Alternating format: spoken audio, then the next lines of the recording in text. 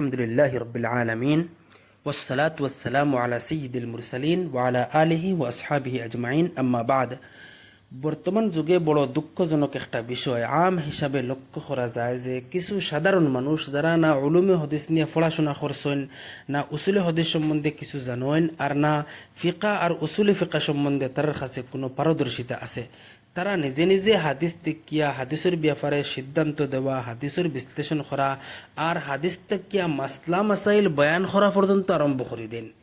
সেও তখন অকথা যে এই হাদিসিকটা এত হলো সহি, গতিকে একটার উপরে আমল করতে লাগবো। আবার সেও কইন যে এই হাদিসিকটা দুর্বল আর জয়ীফ, গতিকে এই হাদিসিকটা গ্রহণযোগ্য নয়।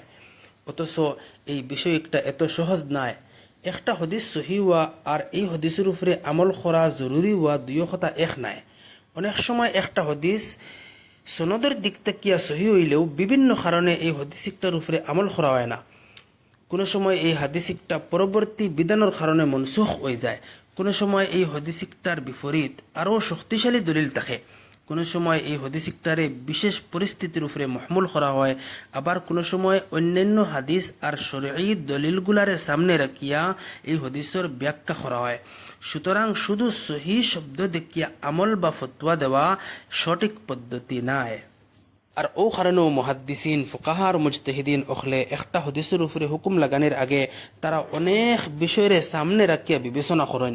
তারা দেখুন অকথা যে এই হাদিসিকটা মনসুখ কিনা, তারা দেখুন অকথা যে এই হদিসের উপরে সাহাবায়ে কেরামখলর আমল আসলো কিনা, তারা দেখুন অকথা যে এই হদিসের বিপরীত আরও শক্তিশালী কোনো দলিল আছে কিনা, তারা দেখুন অকথা যে এই হদিসের অর্থ কিতা, মতলব কিতা, মফহুম কিতা, মানা কিতা, আর এই হদিসের প্রয়োগ ক্ষেত্র কোথায়, আর উম্মতর আইম্মায়ে কেরামখলে এই হদিসের ব্যাপারে কিতা ব্যাখ্যা দিছেন।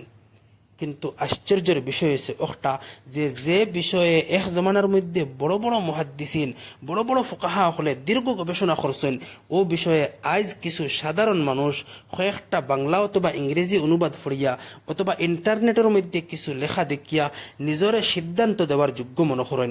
তারা নিজেরাই হাদিসরে সহি অথবা দুর্বল হন, নিজেরাই একটার অর্থ নির্ধারণ করেন, নিজেরাই একটার উপরে আমল করার পদ্ধতি ঠিক করিয়া আবার অন্যদেরও একটার উপরে আমল করার আর একটারে অনুসরণ করার লাগিয়া দাওয়াত দিন, আহ্বান করেন, যে একটা বড় ভয়ঙ্কর বস্তু।